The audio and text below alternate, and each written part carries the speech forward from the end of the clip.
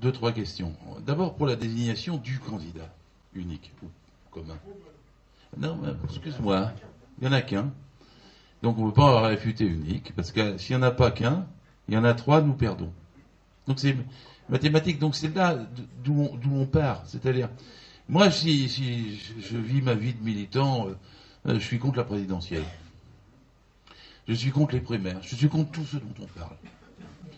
Parce que je voudrais un grand parlement qui dirige. Je suis pour des comités qui dirigent dans l'ensemble des villes avec les communes. Je suis pour les petites communes. Je ne suis pas pour supprimer les départements. Je suis contre les grandes régions. Je suis pour la multiplication du territoire avec 600, 700, 800 000 élus. Je suis pour que ceci marche avec une seule Assemblée nationale qui décide de faire les lois après avoir consulté les populations. Je suis pour rien de ce que nous vivons. Voilà. Mais pour arriver à une société comme je rêve quand je m'endors le soir, je pars de la société dans laquelle je suis. Et je sais que si j'ai Fillon-Le Pen le 7 mai, aucun de mes rêves ne verra le début d'une possibilité de réalisation. Donc j'essaie de choisir, après, parce que ça fait 55 ans que je fais de la politique, et la première fois que De Gaulle a mis l'élection du président au suffrage universel, c'était 62, je devais avoir 17 ans. J'étais contre, en disant ce mec-là va nous forcer à élire un roi. C'est un retour en arrière considérable. Ça va avoir des ravages. Je ne mesurais même pas tous les ravages que ça allait avoir. À l'époque, quand Mitterrand disait c'est un coup d'État permanent, j'étais d'accord avec ça. Mais même à l'époque, Mitterrand après s'est appuyé dessus. Puis après, tout le monde s'est moulé encore dans cette histoire. Et je veux en sortir, mais alors j'ai trouvé des phrases dans les meetings, je ne sais pas comment les dire. Il faut prendre la citadelle pour la détruire. Mais je ne sais pas comment la détruire en la regardant avec mes yeux et en disant je veux autre chose. Donc il faut prendre la citadelle. Pour prendre la citadelle, il faut gagner. Pour gagner, il faut avoir un candidat. Je ne sais pas comment tourner les autres parce que même si Jadot il fait 2-3%, même si Jean-Luc Mélenchon il recule puis il est à 9 ou 10 ou 11, ou même 11% comme la dernière fois, et même si Benoît fait le meilleur score possible et aboutit à 16, 17 ou 18%, on est battu. Le 23 avril, vous sortez vos mouchoirs, vous pleurez, et vous avez le blitzkrieg, si c'est pas de Fillon, ça sera son successeur, qui sont clairs. Hein. Il vous dit on vous fait 6 ordonnances pendant l'été. C'est ce qu'il explique, vous le regardez sur Internet. 6 ordonnances pendant l'été.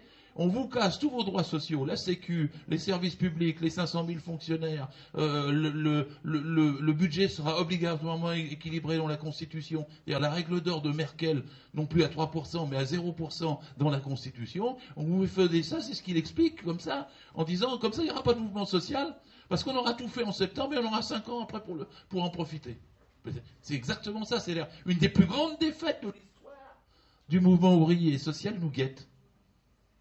Donc, dans ce cas-là, je suis prêt à abandonner une grande partie de mes rêves, même si ça ne fait pas rêver d'abandonner ses rêves, pour pouvoir éviter ça et donc gagner le 23, puis être au deuxième tour pour empêcher ça le 7.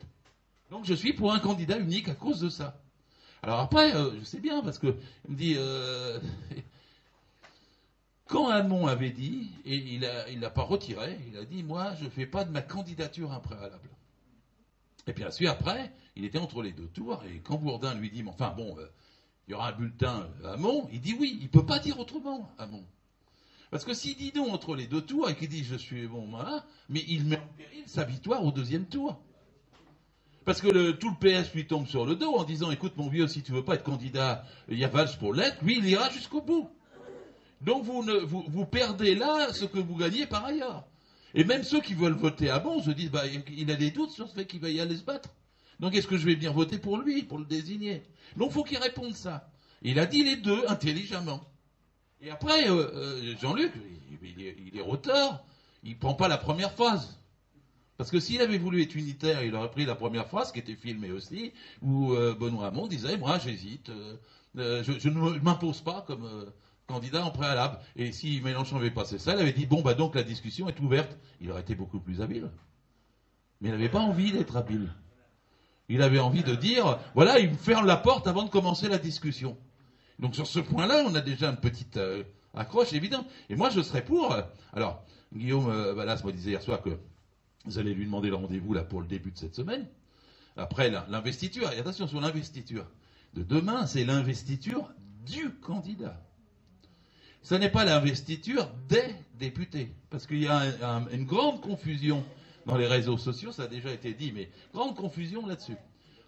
Bon, et ben, après lundi, il va voir Mélenchon. Et moi, je serai, avant d'aller, je ne suis pas à sa place, hein, évidemment, je ferai une déclaration disant, moi, je ne fais aucun préalable.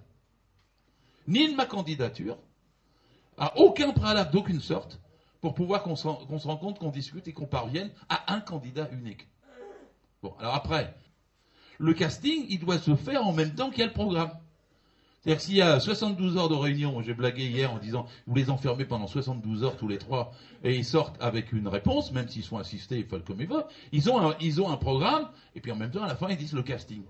Et alors, moi j'ai dit, exprès, parce que je vois bien la difficulté comme vous tous, j'ai dit, et puis la 5e République, on est contre, on est pour la 6e, tous les protagonistes.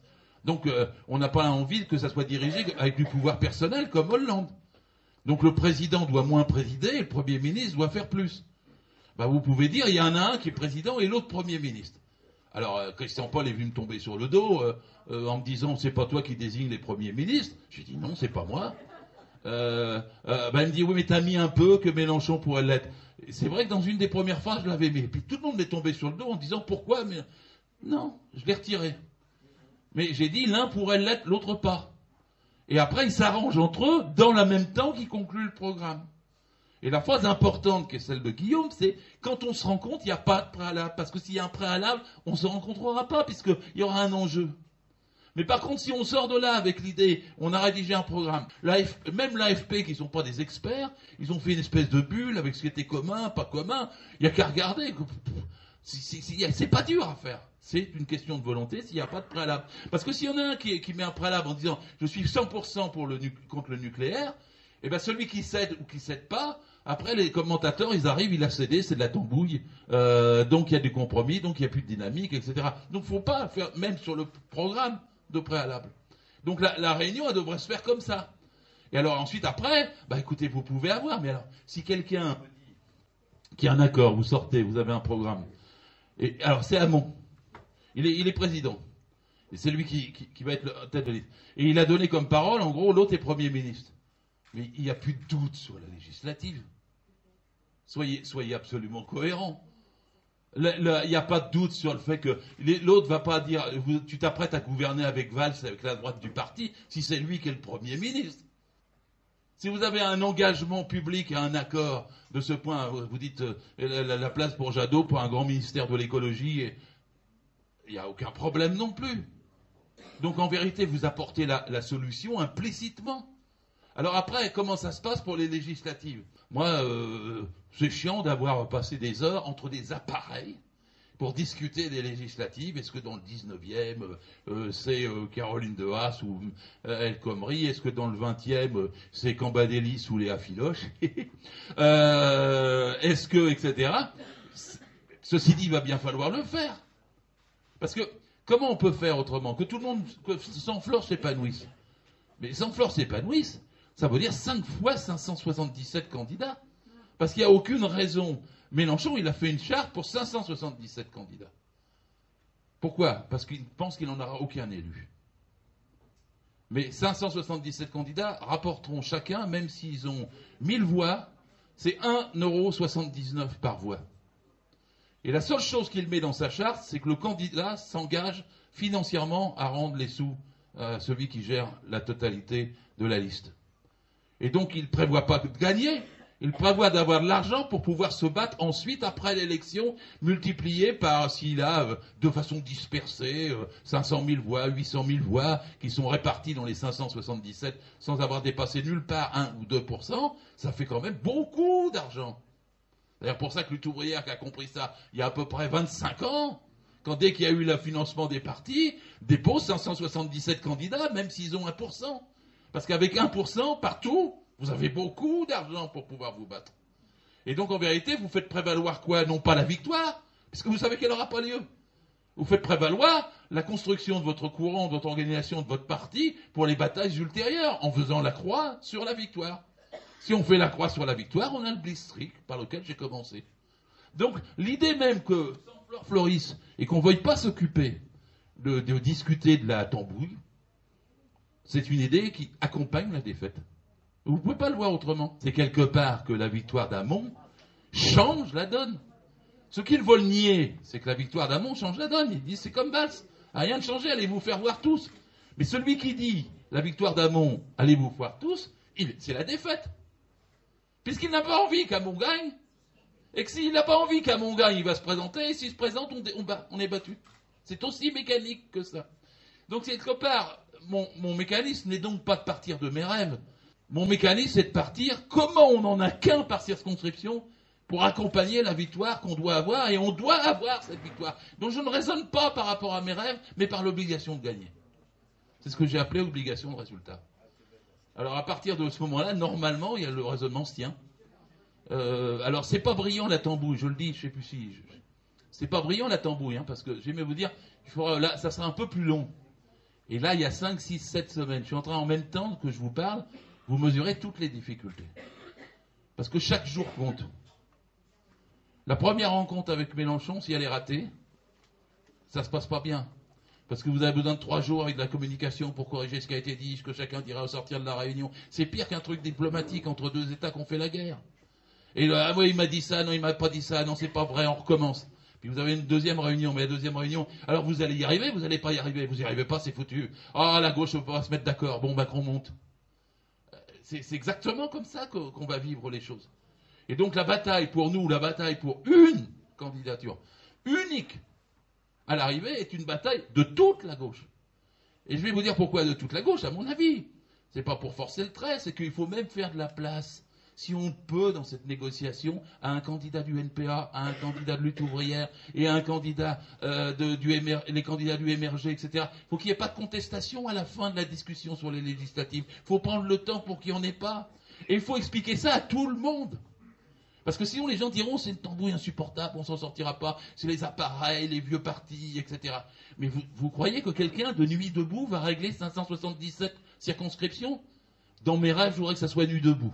On se va dans toutes les villes, on fait une grande assemblée. On désigne un candidat, il n'y en a qu'un, c'est voté, il y a une primaire, et puis on y va. C'est dans mes rêves. C'est dans mes rêves. Finalement, quand je veux la victoire, je me bats pour la victoire et je donne la priorité à tout le reste, je me dis que j'abandonne certes tous mes rêves, mais je fais un rêve beaucoup plus ambitieux. Parce que ce rêve-là, il est de gagner, et si nous gagnons, les autres rêves reviendront. Si nous ne gagnons pas, ça sera les cauchemars dès l'été.